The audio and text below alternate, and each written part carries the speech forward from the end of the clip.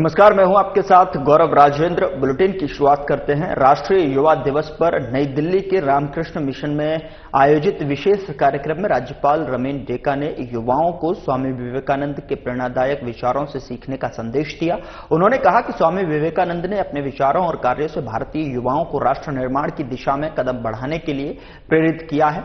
कार्यक्रम में स्वामी विवेकानंद के विचारों को साझा करते हुए उन्होंने कहा कि आज के युवा आत्मविश्वास और आत्मनिर्भरता के साथ अपने लक्ष्य की तरफ बढ़ सकते हैं। स्वामी जी ने कहा था कि दुनिया को चरित्र की आवश्यकता है, वो चरित्र जो प्रेम और निस्वार्थता से परिपूर्ण हो। ऐसा प्रेम हर शब्द को बिजली की तरह प्रभावी बना देता है।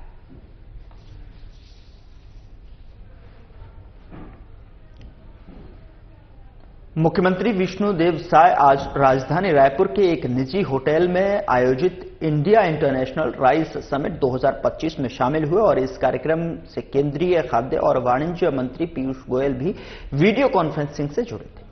अब बता दें कि कार्यक्रम को संबोधित करते हुए केंद्रीय मंत्री गोयल ने कहा कि प्रधानमंत्री नरेंद्र मोदी के नेतृत्व में केंद्र सरकार ने देश के किसानों की मान और सम्मान को बढ़ाने का काम किया है। किसानों की आय को दोगुना करने के लिए किसान हित में फैसले लिए जा रहे हैं।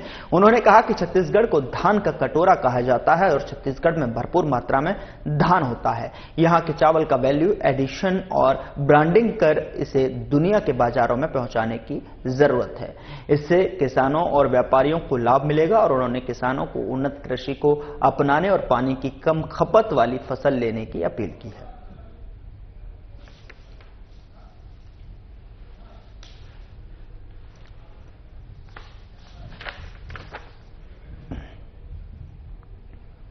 उधर राज्य के उप मुख्यमंत्री और लोक निर्माण, लोक स्वास्थ्य, यांत्रिकी, विधि और विधायी कार्य और नगरीय प्रशासन मंत्री अरुण साव और संसदीय कार्य, वन एवं जलवायु परिवर्तन, जल संसाधन, कौशल विकास एवं सहकारिता मंत्री केदार कश्यप रामकृष्ण मिशन आश्रम में आयोजित राष्ट्रीय युवा दिवस कार्यक्रम में शामिल हुए।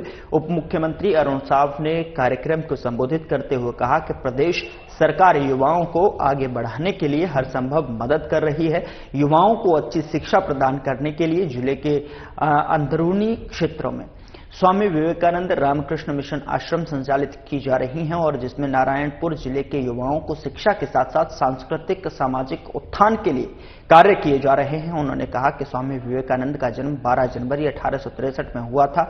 स्वामी विवेकानंद ने कुशाग्र बुद्धि के साथ में समाज को अच्छी सभ्यता का विकास का मार्ग जो है और करने में महत्वपूर्ण योगदान दिया और साथ ही आपको बता दें कि उन्होंने भारत की संस्कृति मान सम्मान के लिए भारत का प्रतिनिधित्व करते हुए 9 सितंबर 1893 में शिकागो के धर्म सभा में जो उपदेश दिए वो अस्मरणीय है।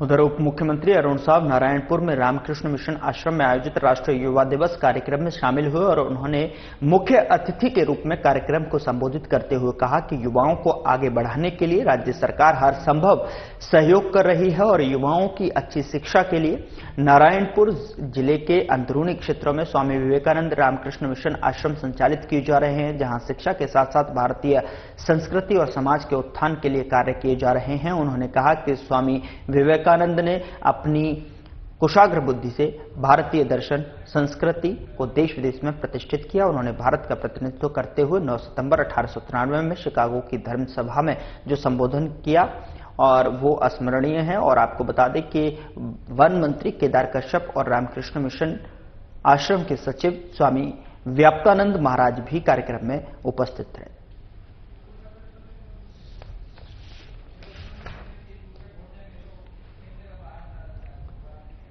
उधर उप मुख्यमंत्री विजय शर्मा ने अपने निवास कार्यालय में छत्तीसगढ़ विज्ञान एवं प्रौद्योगिकी परिषद और छत्तीसगढ़ रीजनल साइंस सेंटर और तकनीकी शिक्षा एवं रोजगार विभाग के कार्यों की समीक्षा बैठक की। उप मुख्यमंत्री शर्मा ने कहा कि साइंस सिटी में artificial intelligence gallery, space museum और क्लाइमेट चेंज म्यूजियम की स्थापना की जाए। उप मुख्यमंत्री ने कहा कि इन आधुनिक संस्थानों का उद्देश्य युवाओं को भविष्य की तकनीकों और पर्यावरणीय शोध से जोड़ता है। और बैठक में उन्होंने प्रदेश में बड़े निर्माण कार्यों की प्रगति और उपग्रह चित्रों के माध्यम से निगरानी करने की भी बात कही है।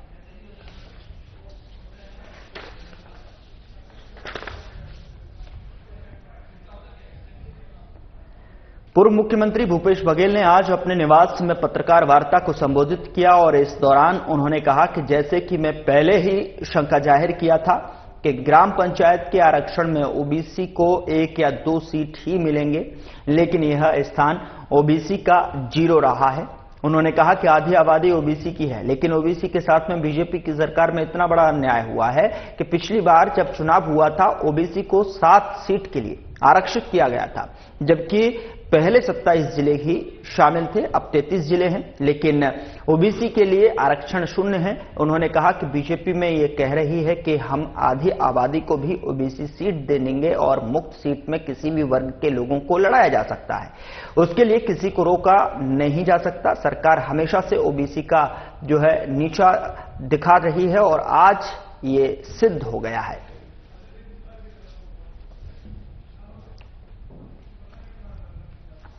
जिला पंचायतों में 1 या 1.5 होंगे, लेकिन जो लॉटरी निकली तो ओबीसी को 0 मिला, जबकि पिछले समय 27 जिले थे तो उसमें 7 जिले हैं वो ओबीसी के लिए आरक्षित था और 13 अनुसूचित जनजाति के लिए, 3 है वो अनुसूचित जाति के लिए और 4 जिला पंचायत है वो मुक्त था।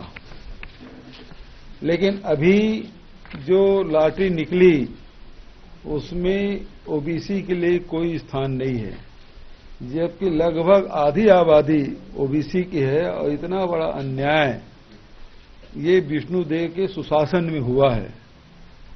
जबकि हम लोग विधानसभा में भी 27% आरक्षण ओबीसी को देने का फैसला किया, वो आज भी राजभवन में अटका हुआ है।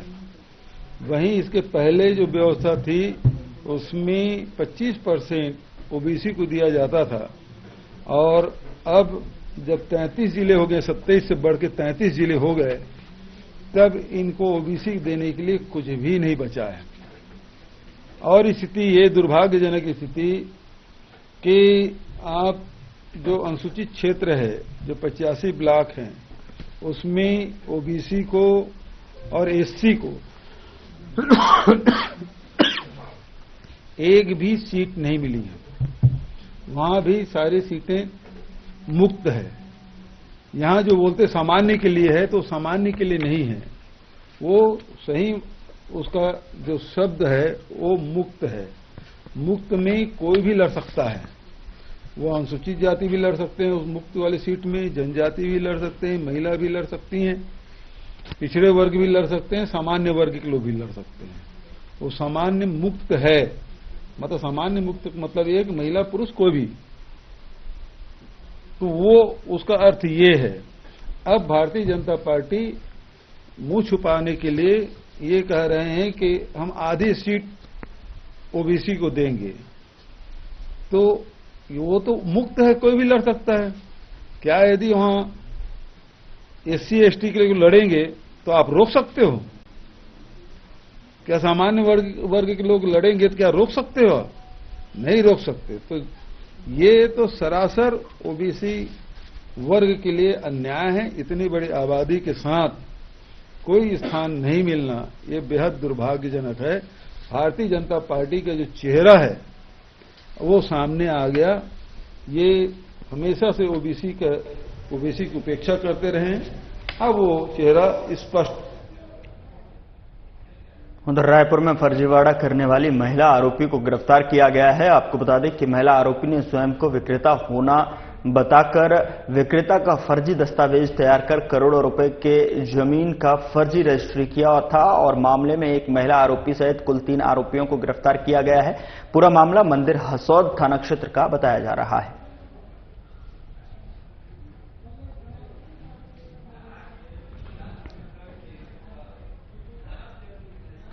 थाना आजाद चौक क्षेत्रांतर्गत समता कॉलोनी के पास पुरानी विवाद को लेकर प्रथम पक्ष के आलोक कामड़े, रोशन विश्वकर्मा और अमन कामड़े का द्वितीय पक्ष के गोलू मरकाम, वैष्णव मरकाम और भुवन वर्बे के साथ जो है विवाद हुआ, जिसमें दोनों पक्षों के लोग एक दूसरे को अश्लील गाली गलौज देते हुए जान से मारने की धमकी देकर मारपीट करने लगे और इस दौरान चाकू से एक दूसरे को मारकर घायल कर दिया, जिसमें प्रथम पक्ष के आलोक कामड़े और द्वितीय पक्ष के वैष्णव मरकाम को गंभीर चोट आई है, जिसे इलाज के लिए अस्पताल में भर्ती किया गया है।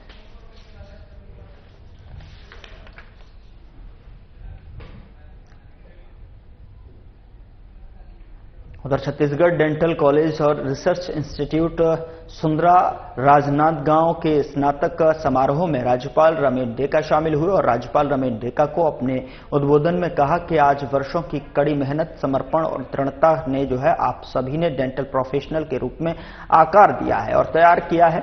स्नातक होना आपके अध्ययन का एक मील का पत्थर ही नहीं बल्कि आपके सीखने के जुनून और दृढ़ संकल्प का प्रमाण है, जो आपको इस मंजिल तक लेकर आया है। यह एक अध्याय के अंत और दूसरे अध्याय की शुरुआत का प्रतीक है, जहां आपका ज्ञान और कौशल अनगिनत व्यक्तियों के स्वास्थ्य और कल्याण में योगदान देंगे। उन्होंने कहा कि दंत चिकित्सा पेशेवरों के रूप में समाज में आपकी भूमिका महत्वपूर्ण है।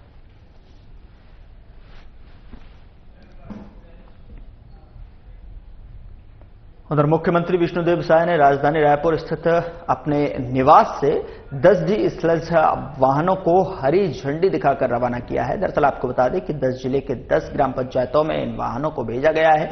बता दें कि 10D स्लज वाहनों की कुल लागत 1,72,00,000 रुपए और कार्यक्रम में उप मुख्यमंत्री विजय शर्मा भी मौजूद रहे और इस दौरान मुख्यमंत्री विष्णुदेव साय ने बताया कि स्वच्छ भारत मिशन के तहत पूरे देश में स्वच्छता हमारी जिम्मेदारी है और उप मुख्यमंत्री विजय शर्मा, जिनके पास पंचायत और ग्राम पंचायत विकास विभाग की जो है मौजूद है और उन्होंने इन वाहनों को ग्राम पंचायत में भेजने का निर्णय लिया है, जिस पर मोहर लगाते हुए इन वाहनों को रवाना किया गया है। बता दें कि इन डीजल वाहनों से सेप्टिक से जो मल मूत्र निकलेगा उससे स्टोर किया जाएगा, उसके बाद इस खाद के रूप में उपयोग किया जा सकेगा।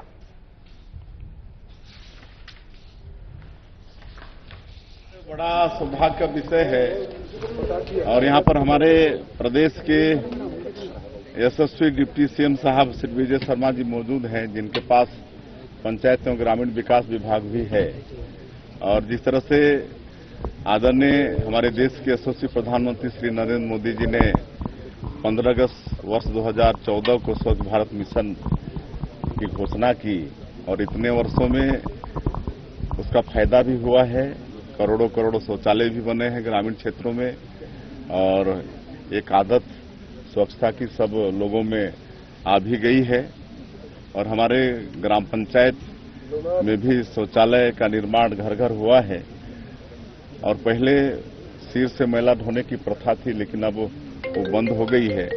लेकिन अब जो सेप्टिक है वो मशीन से साफ होगा, इसलिए डी स्लज वाहन आज यहाँ पर उपलब्ध कराए हैं पंचायत एवं ग्रामीण विकास विभाग से हमारे डिप्टी सीएम साहब। और ये आईसीआईसीआई बैंक का जो सीएसआर का मद होता है उससे ये उपलब्ध करा रहे हैं। ये 10 जिले के 10 ग्राम पंचायत में अभी इसको भेज रहे हैं और इसका रख रखाव की जिम्मेदारी पंचायत के ऊपर होगा और वो मतलब जो सेप्टिक है उसका इस मशीन से सफाई करेंगे और वो मल एक जगह इकट्ठा भी होगा सेप्टिक से निकलकर और फिर वो खाद के काम आएगा। सर, आपने बताया कि कैसे सरपंचों की और पंचों की भूमिका बहुत महत्वपूर्ण है, अपने अनुभव को भी आपने साझा किया। देखिए क्या है, विकास की प्रथम कड़ी ग्राम पंचायत है और ग्राम पंचायत का विकास की जिम्मेदारी वहां का जो इलेक्टेड सरपंच होता है उसका सहयोगी सचिव होते हैं उनके ऊपर होता है। क्योंकि मैं भी सरपंच रहा हूं 6 महीना, उसके बाद विधायक बन गया था, उसके पहले 5 साल पंच भी रहा और मुझे मालूम है कि कई ऐसे सरपंच और एक हम जब मेंबर ऑफ पार्लियामेंट थे तो एक बार एक सरपंच हम लोगों को लेक्चर देने आए थे महाराष्ट्र के, शायद पंचायत का नाम भूल रहा हूं, बोरिया कला ही था और वो सरपंच भी था, इंजीनियर था और 30 साल से लगातार उस पंचायत के लोग उसको निर्विरोध सरपंच चुन रहे थे। और एक उसने फिल्म बनाई थी कि सरपंच बनने के पहले उस पंचायत की स्थिति क्या थी और 30 साल में उसने स्टेप बाय स्टेप किस तरह से उस पंचायत का विकास किया था। पूरा उसका पिक्चर, उसका पंचायत भवन पार्लियामेंट हाउस जैसे दिखता था, तो सबको दिखाता था और पूरा कैसे कहां से मतलब मोटिवेट हुआ और कैसे कैसे संसाधन जुटाता था वो सबको बताता था। तो एक अगर सरपंच सक्षम है और वो चाहता है ग्राम पंचायत का डेवलपमेंट तो बहुत कुछ कर सकता है। और अगर हर पंचायत डेवलप हो गया तो जिला, प्रदेश और देश डेवलप हो गया। तो इसीलिए मैं कहता हूं कि ग्राम पंचायत विकास की प्रथम कड़ी। फुलपुरी सदन भी आस्था के केंद्र बना हुआ है जी, फुलपुरी सदन भी आस्था के केंद्र बना हुआ है। देखिए, मेरी हॉबी रही है जब से मैं जनप्रतिनिधि बना हूं विधायक, तब से मेरी हॉबी एक जुनून कह सकते हैं बीमार लोगों का इलाज कराने का। और आज कितने हजारों लाखों लोगों का अपने 30-35 साल के मतलब विधायक सांसद कार्यकाल में वो किए हैं, बीमारी का इलाज कराएं, हमको भी हिसाब नहीं है। तो स्वाभाविक रूप से जब मैं 20 साल मेंबर ऑफ पार्लियामेंट था दिल्ली में, तो उस समय हमारे राजनीति के आदर्श स्वर्गीय दिलीप सिंह जूदेव जी कभी हमारे घर में आ जाते थे, तो जो वहां की स्थिति देखते थे, अब तुम्हें क्या कर लियो, पूरा मिनी एम्स अपने घर को बना लिए, इस तरह से बोलते थे।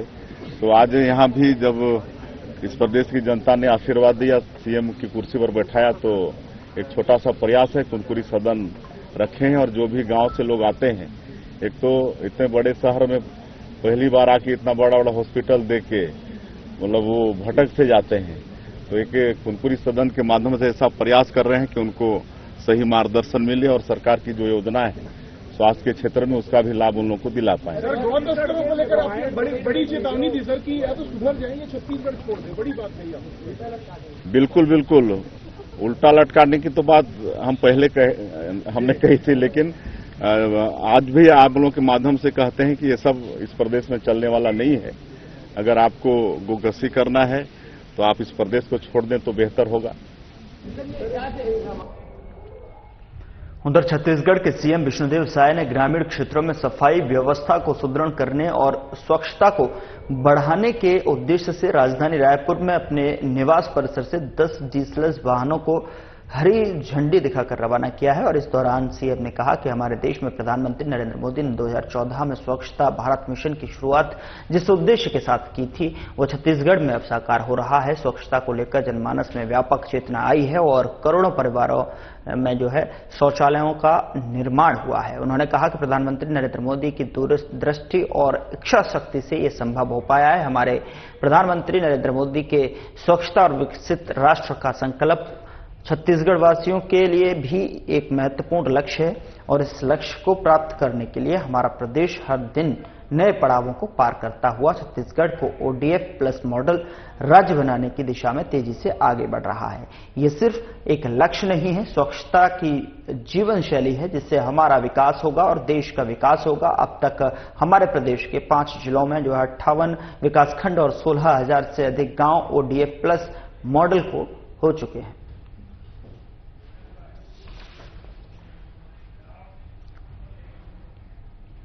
उधर दुर्ग जिले के नगपुरा में आयोजित मोर आवास मोर अधिकार कार्यक्रम को केंद्रीय कृषि, पंचायत और ग्रामीण विकास मंत्री शिवराज सिंह चौहान ने संबोधित किया और इस अवसर पर उन्होंने प्रधानमंत्री आवास योजना के हितग्राहियों के पैर पखारकर उनका अभिनंदन किया। वहीं केंद्रीय मंत्री चौहान ने छत्तीसगढ़ आवास योजना के तहत 3,03,384 नए आवासों की घोषणा की है। वहीं केंद्रीय मंत्री ने कहा कि केंद्र में प्रधानमंत्री नरेंद्र मोदी और राज्य में विष्णुदेव साय की डबल इंजन की सरकार प्रदेश की तस्वीर और तकदीर बदलने के लिए पूरी तरह से निष्ठा से कार्य कर रही है।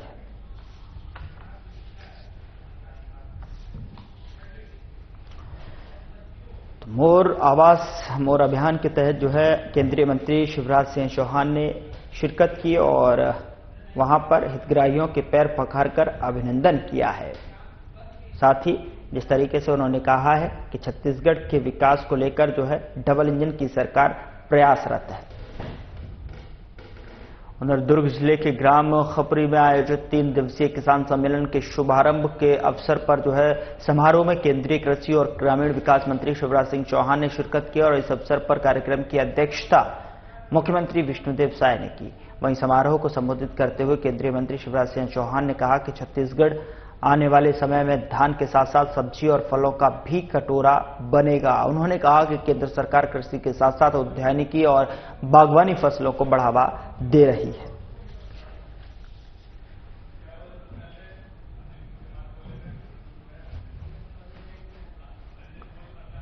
उधर मुंगेली जिले के सरगांव के पास में स्थित स्टील फैक्ट्री में हुए दुर्भाग्यपूर्ण हादसे के बचाव कार्य का उप मुख्यमंत्री अरुण साव ने जायजा लिया और आपको बता दें कि अधिकारियों से राहत बचाव कार्य के जानकारी उपलब्ध की है और उन्होंने मंत्री साव की उपस्थिति में साइलो को बड़े क्रेन के माध्यम से उठाया। इसी में मजदूर दबे थे। उप मुख्यमंत्री ने घटनास्थल का जायजा लेने के बाद पत्रकारों को बताया कि जिला प्रशासन और आसपास जिलों की पूरी टीम की मदद लेकर बचाव कार्य 36 घंटे से ज्यादा समय तक चला है और साइलो बड़ा वजनी था और उसे उठाना बड़ा टास्क था। हर तरह के प्रयास के बाद में रेस्क्यू टीम ने साइलो को उठाया और अब बाकी रेस्क्यू ऑपरेशन आसानी से किया जा सकता है। जिन्होंने अपनों को खोया है उन्हें सरकार और संयंत्र प्रबंधन से हर संभव सहयोग मिलेगा।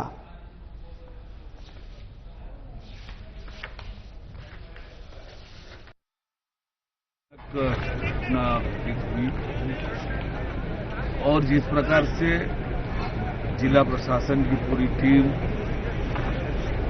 और आसपास के जिलों से भी मदद लेकर ये रेस्क्यू ऑपरेशन 36 घंटे से ज्यादा समय तक चला और जो साइलो इतना वजनी था उसे उठाना बहुत कठिन टास्क था और हर तरह से प्रयास करके लगता है कि हमें सफलता मिल गई है। साइलो को हम उठा पाए हैं और आगे का रेस्क्यू ऑपरेशन जो है अब आसानी से किया जा सकता है। राज्य सरकार, जिला प्रशासन की पूरी टीम, आसपास के जिले के प्रशासन सबने मिलकर सहयोग किया और लगातार प्रयत्न करके ये रेस्क्यू ऑपरेशन किया है। सर, कई मजदूर मिसिंग है, लगातार परिजन चिंतित है, इसकी कोई जानकारी मिल पाई है? कितने मजदूर दबे हुए हैं?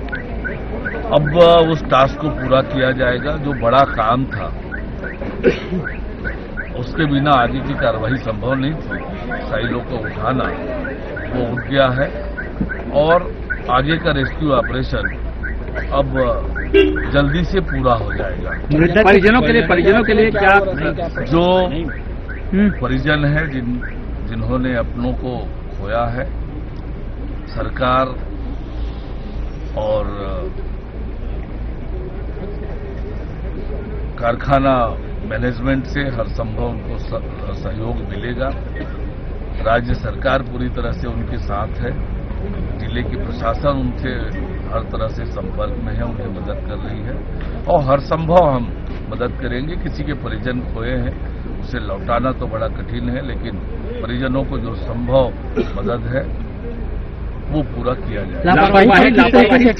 लापरवाही पर अभी फैक्ट्री एक्ट के अंतर्गत जांच चल रही है। प्रशासन ने FIR भी किया है। आगे भी और कोई जांच की आवश्यकता महसूस होगी तो निश्चित जांच करेंगे और जो भी दोषी पाया जाएगा कड़ी से कड़ी कार्रवाई उन पर होगी। रायपुर के मोवा ओवरब्रिज मरम्मत कार्य में लापरवाही की खबर पर उप मुख्यमंत्री अरुण साव ने मौके पर पहुंचकर औचक निरीक्षण किया और इस दौरान कार्यस्थल में सड़क मरम्मत कार्य लापरवाही पूर्वक और गुणवत्ता विहीन पाया गया। मौके पर ही संबंधित ठेकेदार और इंजीनियर्स को सख्त चेतावनी दी। उन्होंने कहा कि यह सुशासन की सरकार है, इसमें अनियमितता कतई बर्दाश्त नहीं की जाएगी और साथ ही कहा कि जब तक गुणवत्तापूर्ण कार्य नहीं हो जाता है ठेकेदार को 1 रुपए का भी भुगतान नहीं होगा। भुगतान करने पर अधिकारियों की सैलरी से पैसे कटेंगे।